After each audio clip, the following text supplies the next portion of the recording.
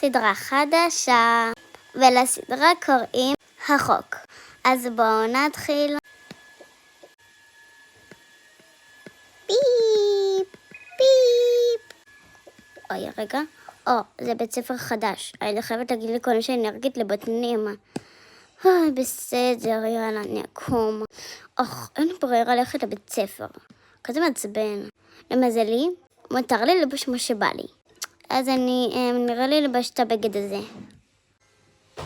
טוב, אני ארגן את התיק. הנה התיק שלי. אשים בו את המסרק, מחבר, בקבוק עט, טלפון וקלמה. אוקיי, זהו. תכלס, אני אשים עוד משהו קטן. אני אשים את זה. מהמם. מלא, מה שעה בכלל? בואו נבדוק. רגע, הנה אורח. לא בטח התיק. בקיצור, בואו נראה את השעה. 7:15. אני מאחרת. אני חייבת להגיד לאמא ואבא. אמא, אבא, קום עכשיו. מה את רוצה? אני מאחרת לבית ספר 7:15. מה? אני אקפיץ אותך מתוקה. ממי, קום. קום השם לך, אני מחרימה לך את הטלפון.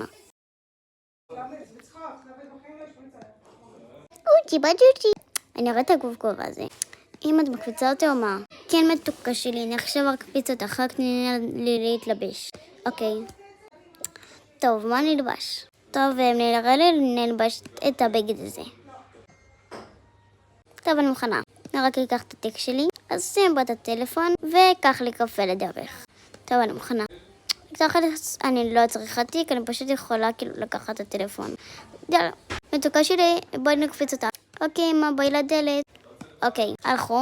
אוקיי, אני השנייה שתלג את הקפה שלי. טוב, עכשיו נצא. יצאו לבית ספר, רק אומרת הם עניים, בגלל זה אין להם דברים יקרותיים.